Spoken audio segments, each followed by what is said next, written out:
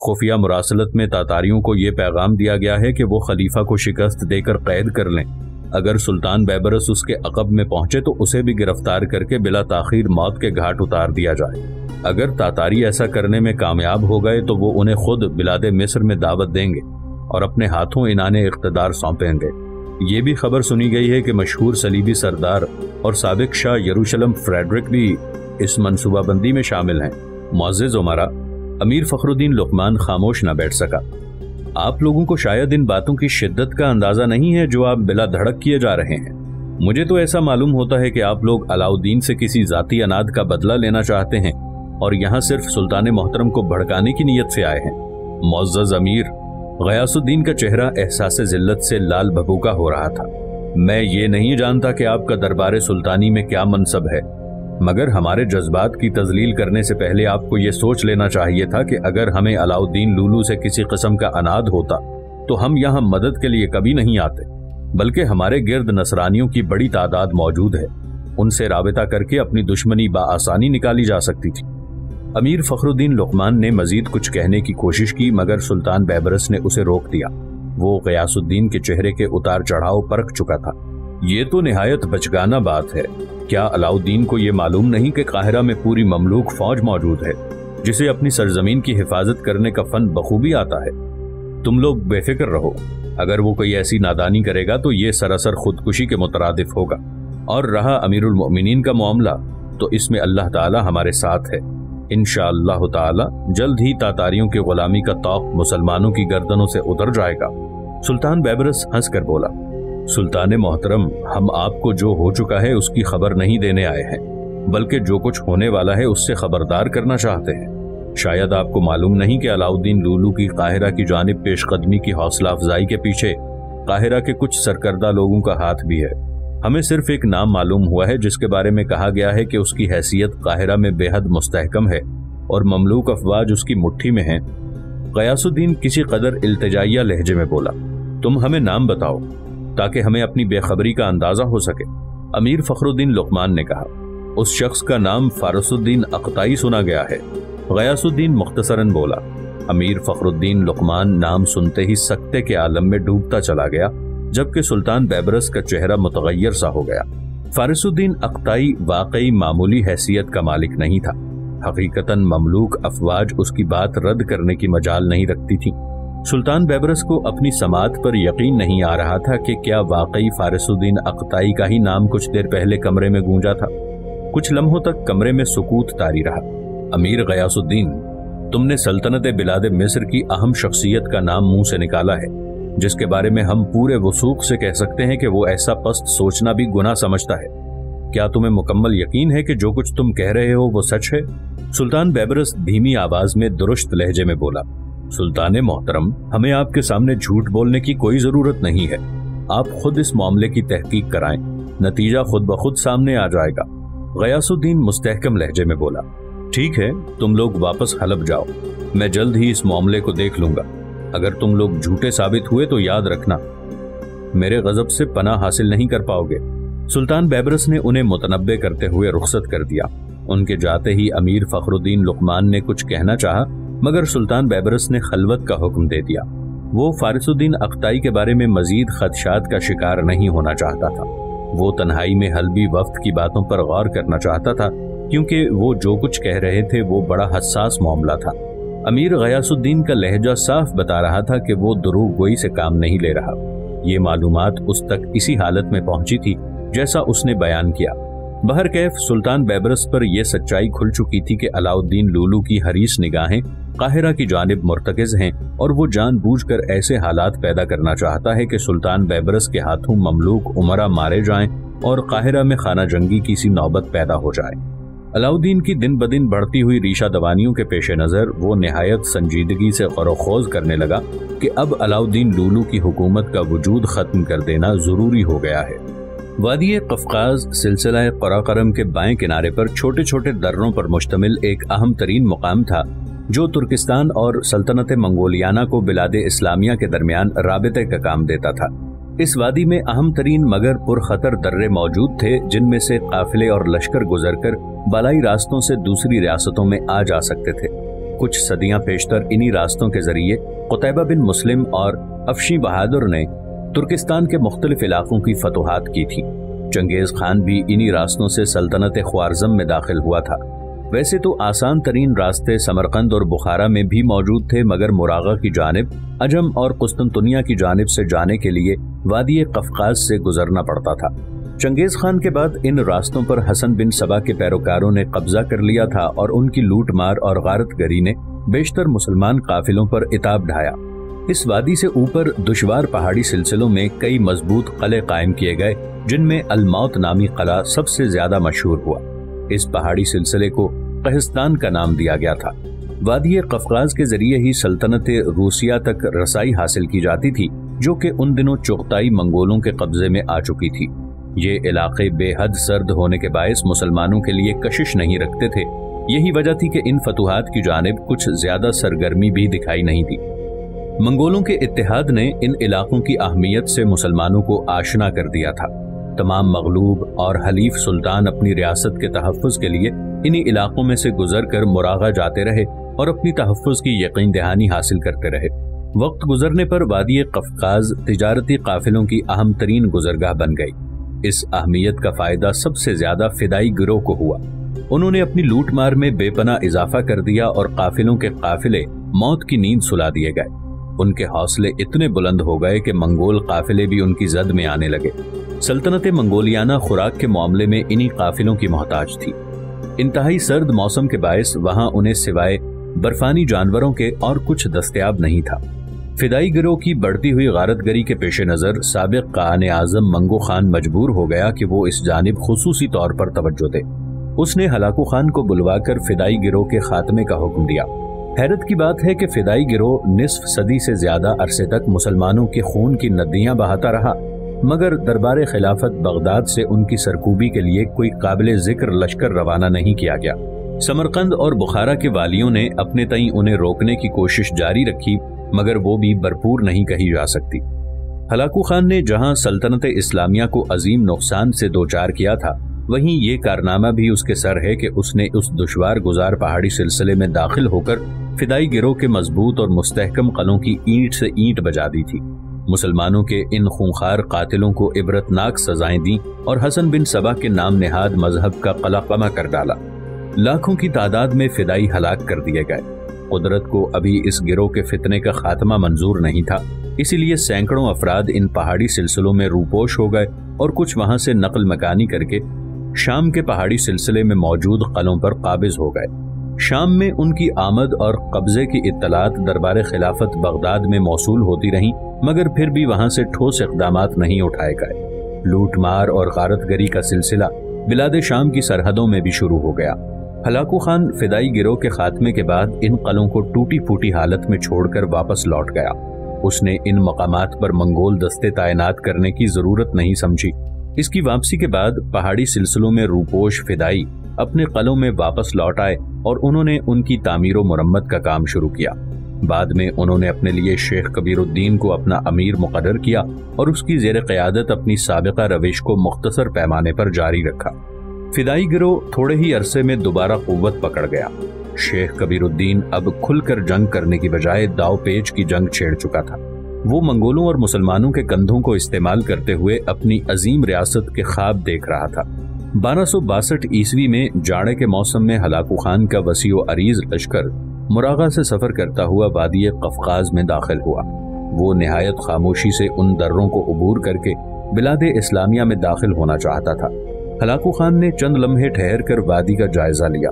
کچھ تجربے کار سپاہیوں کو اطراف میں پھیلا کر ارد گرد کا جائزہ بھی لیا گیا کہ کہیں کوئی خطرے والی بات تو نہیں ہے۔ ہر سو اطمینان پانے کے بعد ہلاکو خان نے اپنے لشکر کو حکم دیا کہ وہ پوری طرح چوکس رہتے ہوئے دروں کے دوسری طرف اتر جائے۔ لشکر مناسب رفتار سے دروں کی جانب بڑھنے لگا۔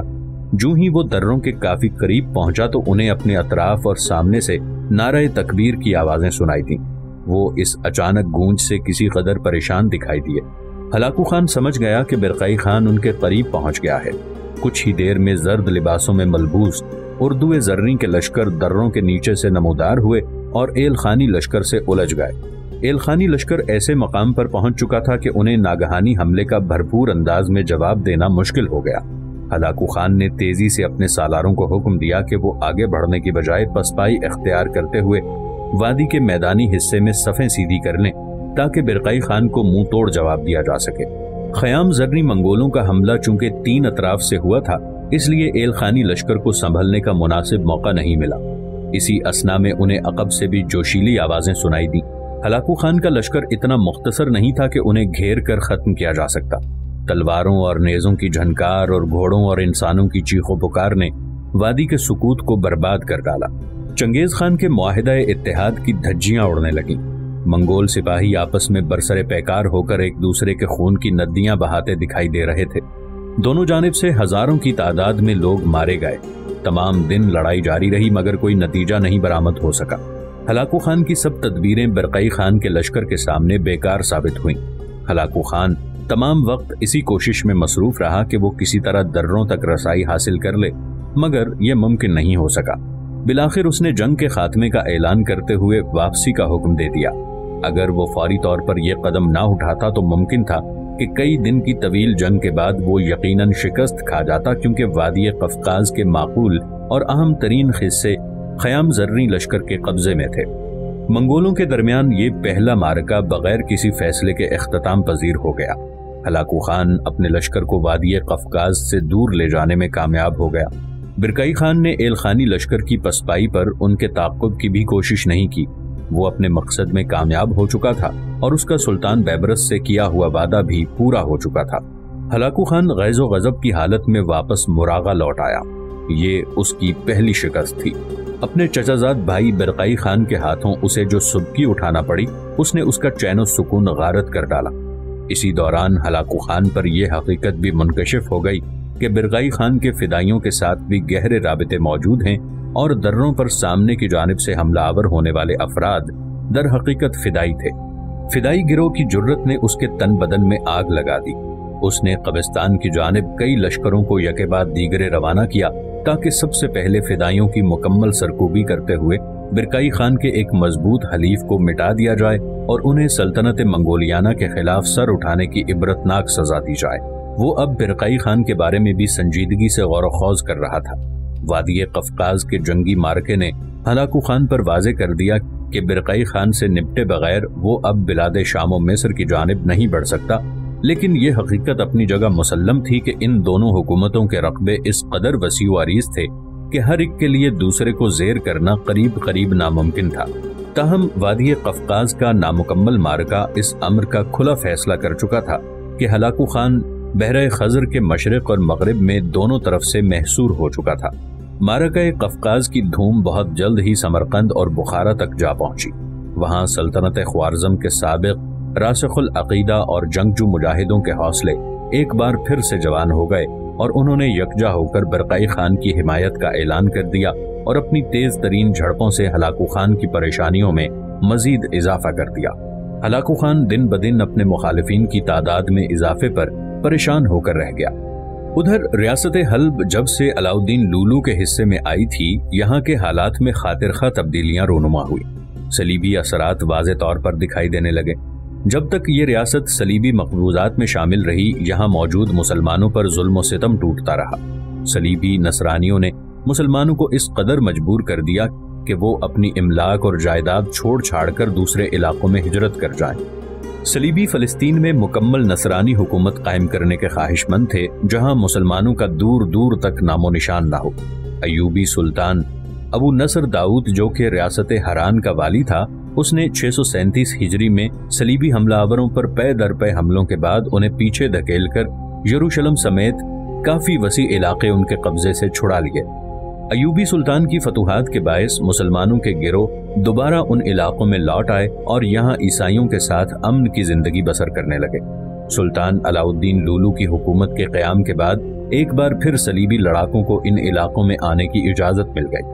سلطان علاؤالدین نے اپنی حکومت کے استحکام کے لیے شاہ فریڈرک، سردار ریمنڈ چہارم اور شاہ لوئی نہم سے کئی معاہدے کیے۔ ان معاہدوں کی روح سے ریاست حلب صلیبی سپاہیوں کی آماجگاہ بننے لگی۔ یہ سپاہی نہ صرف عام شاہراہوں پر دندناتے دکھائی دیتے بلکہ غنڈہ گردی اور کھلے بدماشی کے مظاہرے بھی کرنے لگے۔ ریاست حلب میں بالکل اسی طرح کے حالات پیدا ہوتے چلے گئے جیسا کہ تھوڑا عرصہ پہلے سلطان الملک الصالح عماد الدین اسماعیل کے دور حکومت میں دمشق کے تھے۔ یہ حالات جہاں مسلمانوں کے لیے خطرناک تھے، وہیں صلیبی قوتوں کی حوصلہ افزائی اور بے خوفی میں اضافہ کرتے گئے۔ صلیبی قوتیں قسطنطنیہ سے لے کر انطاکیہ تک مضبوط گرفت قائم کر چکی تھیں۔ سلطان علاؤالدین کو حلب میں خلافت کے اجرا پر بے حد خوشی تھی۔ وہ خود کو اس خطے میں محفوظ اور شرعی حیثیت سے مسلمانوں کا واحد سلطان سمجھتا تھا۔ خلیفہ ابو الحاکم بامر اللہ کی غانا کی جانب روانگی اور وہاں خلیفہ مستنصر باللہ کے حق میں دستبرداری کے عمل نے اسے بری طرح توڑ کر رکھ دیا۔ وہ خلافت کی آڑ میں بلاد مصر پر قابض ہونے کے خواب دیکھ رہا تھا جو کہ ایک ہی ساتھ میں بکھر کر رہ گئے۔ اس نے حلبی خلافت کے زائل ہوتے ہی صلیبی قوتوں سے کئی نامناسب سمجھوتے کیے تاکہ وہ بلاد مصر پر حملے کے لیے اس کے اتحادی بن سکیں۔ ان معاہدوں کی روح سے ارض فلسطین ایک بار پھر صلیبی استعمار کی گرفت میں جا سکتی تھی۔ ریاست حلب میں نصرانیوں کی کھلی بدماشی اور مسلمانوں کو تنگ کرنے کی وارداتوں میں اضافہ ہو گیا، جس پر امراء، رئیس اور تاجر وفود علاؤالدین لولو کے پاس آ کر شکایت کرنے لگے۔ علاؤالدین لولو کو یہ احساس تھا کہ یہ سب اس کی حکومت کو کمزور کر رہا ہے، مگر وہ کیے گئے معاہدوں کے ہاتھوں مجبور ہو کر رہ گیا۔ اس نے نصرانیوں کے خلاف اقدامات اٹھانے کے قول و قرار تو کیے، مگر ان پر عمل پیرا ہونے سے قاصر رہا۔ اس کی چشم پوشی نے ریاستی امراء کو اس سے بدظن اور بدگمان کر دیا۔ رعیت بھی علاؤالدین لولو کے خلاف دکھائی دینے لگی۔ یکم محرم 660 ہجری کو حلب کے وسطی حصے میں علاؤالدین لولو نے کھلے دربار کا انعقاد کیا، جہاں لوگوں کی شکایات اور فریاد رسی کا اہتمام کیا گیا۔ سلطان علاؤالدین لولو نے کھلے دربار کا انعقاد کیا۔ اس نے مختلف طبقوں کے لوگوں کی شکایات خود سنی اور ان پر مناسب احکامات جاری کیے۔ ریاستی چھوٹے موٹے معاملات پر اس نے درباری عہدیداروں کو ڈانٹ پلائی اور انہیں لاپرواہی اور غفلت برتنے کے الزام میں معزول کیا۔ یہ امر محض رعایا کی دلجوئی اور بڑھتی ہوئی ناراضگی کے اثر کو زائل کرنے کا بہانہ تھا۔ اسی دوران ایک گروہ سلطان علاؤالدین لولو کے سامنے پیش ہوا۔ اس نے جھک کر تعظیم دی اور سلطان کے سامنے نصرانیوں کی بڑھتی ہوئی ناروائی اور ظلم و ستم کے خلاف صدائے فریاد بلند کی۔ سلطان علاؤالدین لولو خاموشی سے ان کی شکایات سنتا رہا۔ جب ان لوگوں نے اپنی شکایات گوش گزار کر دی تو اس نے دو ٹوک انداز میں نصرانیوں کے سلسلے میں کسی بھی قسم کی کارروائی عمل میں لانے سے صاف انکار کر دیا اور یہ تعویل پیش کی کہ اگر نصرانیوں کے خلاف کوئی کارروائی عمل میں لائی گئی تو ریاست حلب کا امن و امان خطرے میں پڑ جائے گا۔ ریاست حلب کے گرد ہزاروں کی تعداد میں نصرانی سپاہی موجود ہیں جو کسی بھی ایسے موقع کی تلاش میں تیار بیٹھے ہیں کہ سلطان حلب کسی ایسی حرکت کا مرتکب ہو کہ وہ حملہ آور ہو جائیں۔ ریاست کی خیرخواہی اسی امر میں ہے کہ ان کی چھوٹی موٹی زیادتیوں کو برداشت کرتے ہوئے نظر انداز کر دیا جائے۔ بہرکیف نصرانیوں کے ہاتھوں جن لوگوں کو نقصان ہوا ہے اس کی تلافی شاہی خزانے سے کر دی جائے گی۔ اس گروہ نے سلطان علاؤالدین لولو کے نامناسب جواب پر شدید احتجاج کیا، مگر سلطان علاؤالدین لولو نے ان کی کوئی پرواہ نہیں کی۔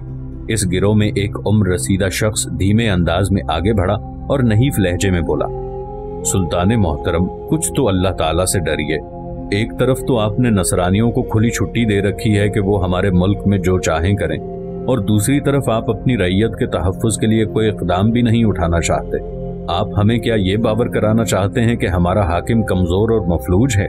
معزز امیر، ہمیں جو کچھ کہنا تھا ہم نے کہہ دیا۔ ہم کوئی بھی ایسا قدم نہیں اٹھائیں گے جس سے ہمارے گرد پھیلے ہوئے نصرانیوں کو حلب پر دھاوا بولنے کا موقع میسر آ جائے۔